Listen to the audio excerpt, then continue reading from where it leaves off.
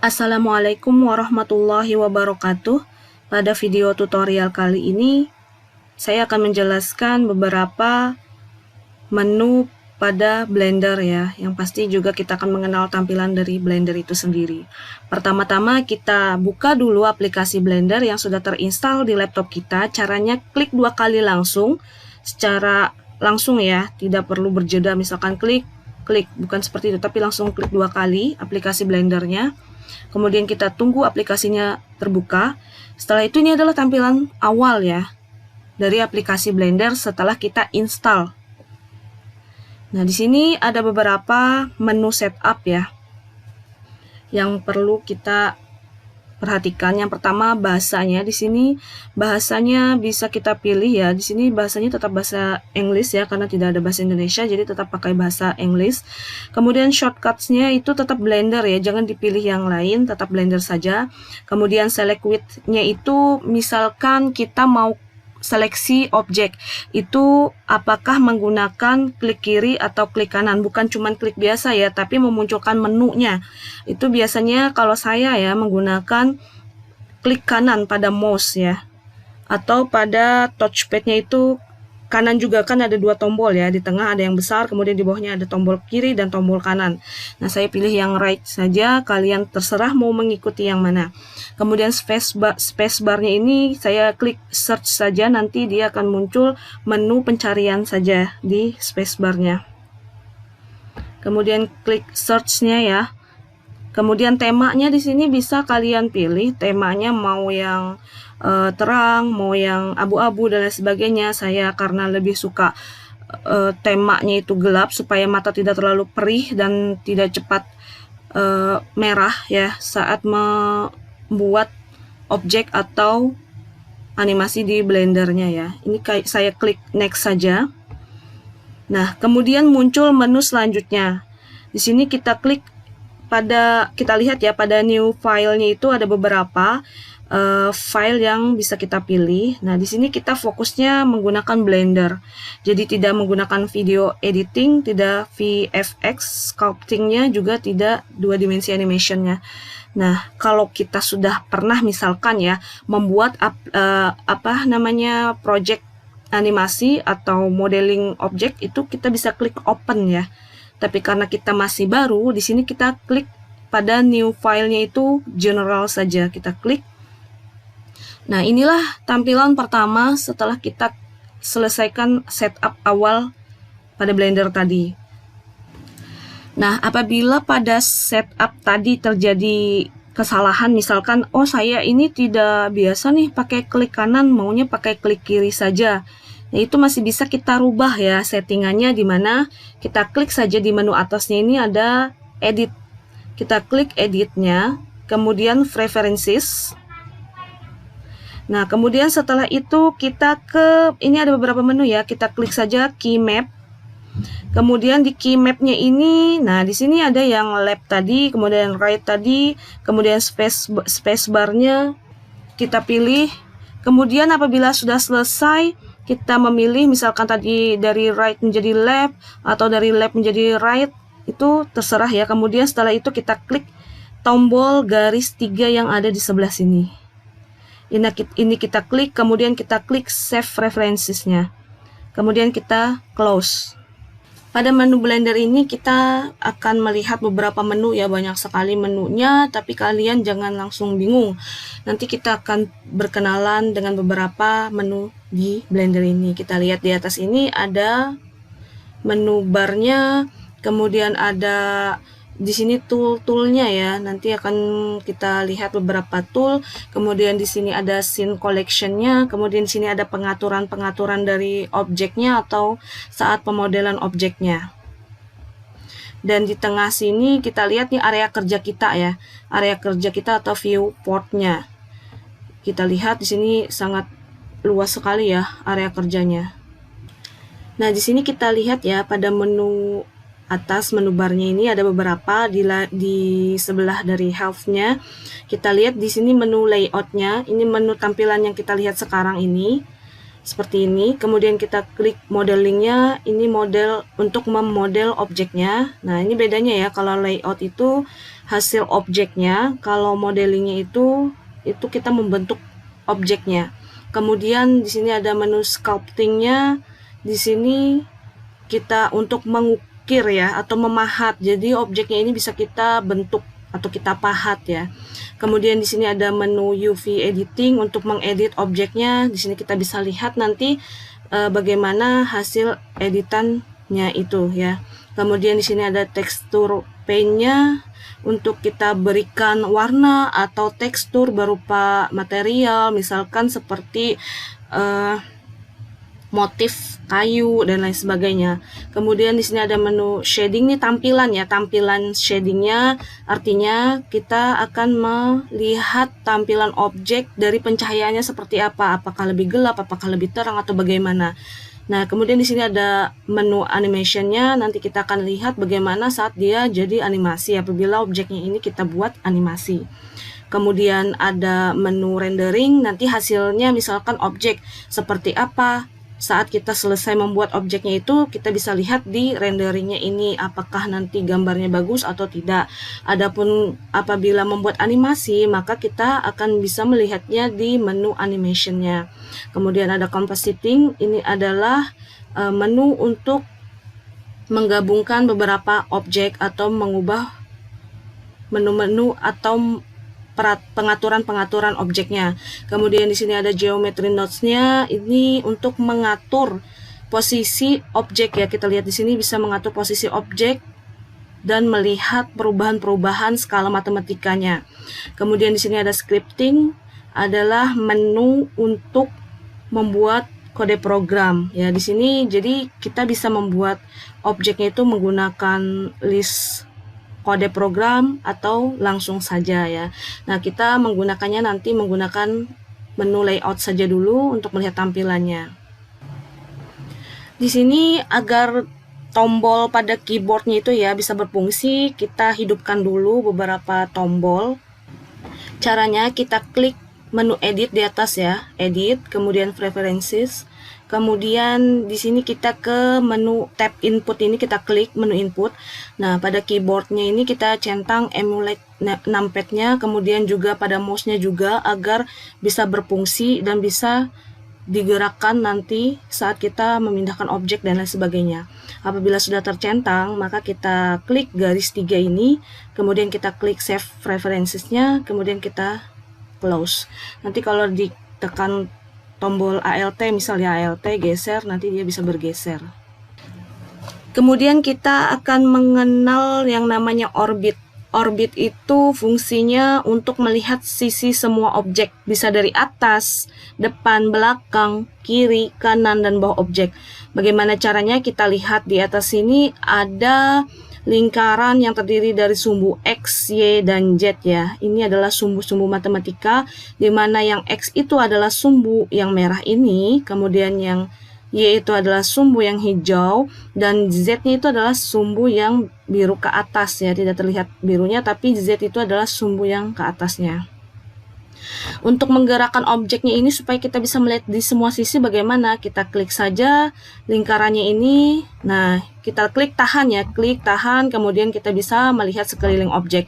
Bisa kita pindahkan. Nah, seperti ini. Apabila kita cuma pengen melihat objek dari sumbu X misalkan, kita klik saja X-nya. Nanti dia akan kelihatan nih objeknya, bentuknya ya dari sisi X. Ini karena berbentuk kubus masih belum bisa kita lihat sisi X, Y, Z-nya ya. Kemudian kalau kita klik sumbu Y, maka dia akan berputar sumbu Y-nya. Begitu juga dengan Z. Nanti apabila kita sudah membuat objek, maka kita bisa akan melihat sisi-sisi dari objek tersebut. Adapun shortcut untuk orbit, kita bisa tekan tombol ALT di samping spasi ya, tombol spasi yang panjang itu, di sebelahnya kan ada ALT ya. Di sebelahnya kan ada gambar seperti jendela. Nah, ALT-nya itu kita tekan, jangan dilepas. Kemudian pada touchpad-nya itu kita klik tahan, ya geser-geser. Jadi touchpad tengahnya itu, atau pakai mouse bisa juga ya. Kalau mouse itu tekan ALT, kemudian klik kiri atau klik kanan tadi sesuai dengan yang kita setting tadi ya. Apabila kita tidak menggunakan mouse, maka kita tinggal tekan tombol ALT, kemudian yang touchpad yang tengahnya itu kita klik double klik ya, klik 2 kali, kemudian kita geser. Ini shortcut untuk orbit. Kemudian kita mengenal apa itu panning ya. Panning itu dia memindahkan area kerja ya, menggeser-geser area kerja. Bagaimana caranya? Kita lihat di sini ada tangan ya. Tangannya itu kalau kita sorot, kita geser aja tanpa kita klik, maka akan muncul tulisan move the view.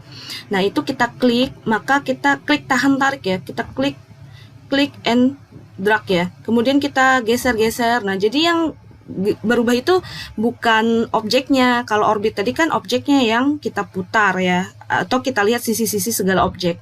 Nah, kalau yang panning ini tadi, dia kita memutar area kerjanya untuk menggeser ke kiri atau ke kanan atau ke atas atau ke bawah ya.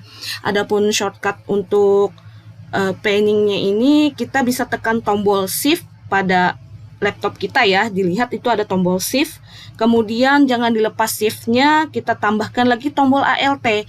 Jadi setelah tekan tombol shift atau langsung bersamaan tekan tombol shift dan ALT, jangan dilepas. Kemudian apabila kita pakai mouse langsung klik kiri atau klik kanan, tapi apabila kita tidak pakai mouse, maka kita bisa lihat itu touchpadnya itu kita klik geser gini aja, nanti dia akan geser kemana yang kita arahkan. Jadi saat menggeser ini double klik ya, saat double klik kemudian pada touchnya itu kemudian kita geser, tapi ingat tombol shift dan ALT nya jangan dilepas. Kalau sudah kita tentukan posisi area kerja yang kita inginkan, misalkan di sini, baru kita lepas klikannya tadi, kemudian tombol shift ALT nya itu kita lepas juga. Kemudian bagaimana caranya apabila kita ingin zoom in atau zoom out ya, zoom secara jauh atau zoom secara dekat. Pertama kita bisa klik, ini ada menu ya, sebelum kita klik kita arahkan dulu, ada seperti kaca pembesar, tanda tambah di dalamnya. Kalau kita sorot ya tanpa diklik, maka akan muncul tulisan zoom in atau zoom out-nya in the view ya. Jadi kita bisa lihat itu objek bisa secara kecil kalau kita jauhkan zoomnya, atau bisa kita perbesar tampilannya apakah sudah pas objeknya atau belum ya. Nah, bagaimana caranya? Kita klik biasa ya pakai touchpad. Kalau pakai mouse ya pakai klik kiri klik kanan seperti yang kita atur tadi.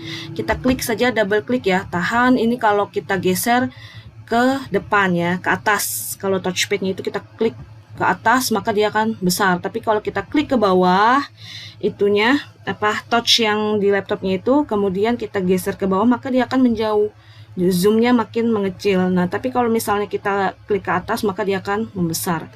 Adapun shortcut dari zoomnya ini, kita bisa menekan tombol CTRL atau control ya, yang di sebelah atau di bawah tombol shift. Itu kita tekan tombolnya, kontrolnya tadi, kemudian kita klik ALT-nya. ALT. Jadi di sini ketiga menu tadi atau ketiga fasilitas tadi itu selalu ada ALT-nya ya. Bisa dicatat nanti, diringkas dari kalian menyaksikan video ini bagaimana cara mengorbit, bagaimana cara mengatur zoomnya, kemudian panningnya. Nah, itu dilihat shortcutnya, dicatat saja supaya mempermudah kalian untuk mengingatnya. Nah, bagaimana tadi kita klik, kita tekan tombol kontrol, kemudian ALT, kemudian pada menu tengah ya, sama pada touchpadnya yang di tengah ini, kita pada touch laptop kita itu double klik ya, double klik. Karena kalau nggak double klik dia nggak bisa berfungsi. Misalkan satu aja dikliknya nggak bisa berfungsi. Jadi langsung klik 2 kali cepat ya ngekliknya. Seperti ini, kemudian kita klik ke bawah maka dia akan menjauh dengan ketentuan tombol kontrol dan ALT jangan dilepas. Kalau dilepas maka dia tidak akan berfungsi. Nah, kemudian kalau kita geser ke atas, jadi diingat tombol kontrol ALT tetap ditekan, kemudian kita double klik pada touchnya. Nah, kemudian kita geser ke bawah maka dia akan menjauh, objeknya kelihatan semakin kecil. Apabila kita geser ke atas touchnya maka akan semakin besar. Apabila kita ingin menzoom menggunakan mouse juga bisa. Kita lihat ya, di mouse itu kan ada seperti bola di atas, di tengahnya ya, di tengah itu seperti bola yang bisa kita geser ke atas, ke depan atau ke belakang ya, roll up atau roll down-nya. Nah, itu kita bisa geser. Misalkan mau ngezoom nih, kita bisa geser bolanya ke atas. Ngezoom jauh ya, ngezoom jauh itu gesernya ke atas atau diputar ke atas bola mouse-nya itu. Kemudian kalau kita ingin zoomnya secara dekat, kita turunkan ke bawah itunya, bola mouse-nya ya yang ada di tengah itu. Nah, seperti itu. Kemudian kita mengenal sudut pandang perspektif dan ortografi ya. Kita lihat di sini ada menu ya. Switch the current view from perspective or orthographic projection ya. Nah, di sini ada sudut pandang yang bisa kita lihat dari secara perspektif atau ortografi. Apa itu perspektif dan ortografi? Nanti kita lihat bagaimana objek itu terlihat dari segi sudut pandang perspektif atau ortografinya ya. Misalkan objeknya ini ya. Kalau di sini kita klik ya.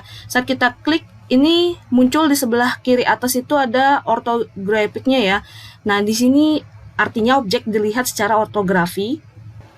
Perspektif itu adalah sudut pandang mata kita melihat objek tersebut. Sehingga apabila objeknya itu semakin mengecil, maka sudut pandang kita juga akan semakin kecil. Jadi kalau semakin dekat, misalnya semakin besar objeknya, maka sudut pandang perspektif kita pun akan semakin besar ya. Jadi perspektif itu sudut pandang mata kita. Adapun ortografi itu adalah sudut pandang dari kamera. Jadi sudut pandang kamera itu lurus dan paralel, sehingga semakin jauh benda atau semakin dekat benda itu tetap terlihat sama seperti yang dekat. Jauh dan dekat itu jadi sama ya. Jadi kubusnya secara dilihat secara ortografi itu baik dekat maupun jauh ukurannya tetap sama, berbeda dengan perspektif. Karena perspektif itu adalah cara pandang mata kita. Objeknya itu kalau kecil ya kecil, kalau besar besar. Kalau ortografi tadi besar kecil, kalau dia dilihat dari segi koordinat Y atau X atau Z ya sama saja, itu bedanya ya. Nah, bagaimana caranya kita melihat perbedaan antara ortografi dan perspektif? Nah, kita klik saja ini menu switch-nya ini, itu nggak akan ada bedanya ya. Kalau kita klik 2 kali tetap ortografi dan tetap perspektif. Bagaimana kita melihat bedanya? Kita tekan tombol ALT ya, kita klik supaya bisa bergeser. Nah, saat objeknya ini terseleksi dengan warna orange, maka kita bisa menduplikasikan objeknya dengan cara tekan tombol shift, jangan dilepas shiftnya, kemudian tekan tombol D, delta domba itu ya, D bukan B, delta domba D. Kemudian kita tekan sekali. Nah, di sini mouse kita tadi kursornya itu berganti menjadi 4 sudut lancip ya. Nah, itu tinggal kita geser saja karena dia sudah terduplikasi. Kemudian kita klik sekali saja untuk melepasnya. Nah, misalkan objeknya ini kita tekan tombol ALT ya, kita mau geser nih objeknya tadi, kita geser ke belakang. Kita gesernya bagaimana cara menggesernya?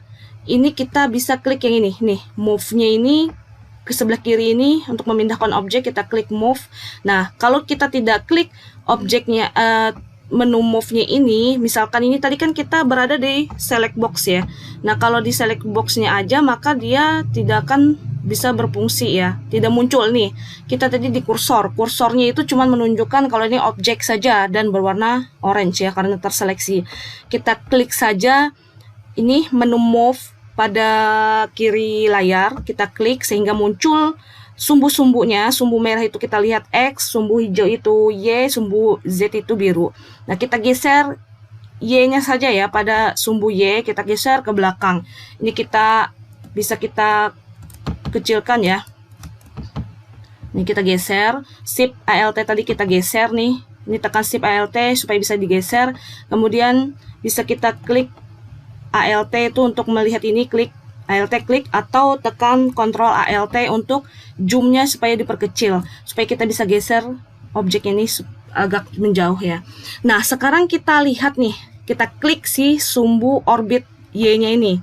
Nah, ini kita klik dulu switch perspektif atau ortografinya. Nah, kita lihat ini di sini ada sebelah kiri itu perspektif dari belakang ya. Ini kita lihat kan berbeda nih, ada yang kecil, ada yang besar, kemudian dia agak ke atas, kemudian yang satunya itu agak ke bawah. Nah, kalau kita klik yang Z, nah itu dari segi ini ya, dari segi perspektif atas. Kita bisa geser, cara gesernya gimana? Shift ALT tadi ya, kita geser. Nah, kita geser itu sudut pandang kita yang nampak ya. Nah, sudut pandang kita yang nampak karena perspektif. Jadi ini bisa kita zoom tadi Ctrl Alt ya. Nah, ini kita lihat karena dia perspektif dari atas, maka akan kelihatannya jauh juga ya kan. Tidak sama. Begitu juga dilihat dari sumbu X ya, dari sumbu X juga seperti itu. Nah, misalkan sumbu X ya. Tapi di sini ortografi, jangan bingung, kita klik sekali dulu biar kelihatan perspektifnya. Nah, dia kan jauh seperti ini kan, berbeda. Ada yang agak ke belakang, ada yang ke depan. Nah, bedanya kalau perspektif itu kan sudut pandang kita. Coba kita klik sekali lagi untuk berpindah ke ortografi. Nah, ortografi mau seperti apapun, ini kita klik yang kursor ya supaya hilang tadi sumbunya. Dia seperti apapun tetap sama karena dia dilihatnya dari kamera yang melihat objek itu sama, mau dia sumbu, ini kan sumbu X ya, kita lihat dari Y-nya juga sama, nggak berbeda, dari Z-nya sama juga, nggak berbeda, dia jadi nggak terlihat kecil, nggak terlihat besar gitu loh, tapi sama, cuman posisinya doang yang berbeda sedikit gitu. Kalau yang dari top ya, karena dia jauh gitu. Itu perbedaan antara ortografi dan perspektif. Kita arahkan ini tadi ke kursor, kemudian tekan Alt. Nah, kita kembalikan seperti ini aja. Kemudian kita zoom itu Ctrl Alt. Jadi kalian harus banyak berlatih tentang panning, kemudian zoomnya tadi, kemudian untuk orbitnya juga. Demikian tutorial perkenalan panning, kemudian orbit, dan juga perspektif ortografi, dan juga untuk mengubah atau menggeser area kerja ya. Kita akan bertemu pada pertemuan selanjutnya untuk perkenalan menu yang lainnya. Demikian, Assalamualaikum warahmatullahi wabarakatuh.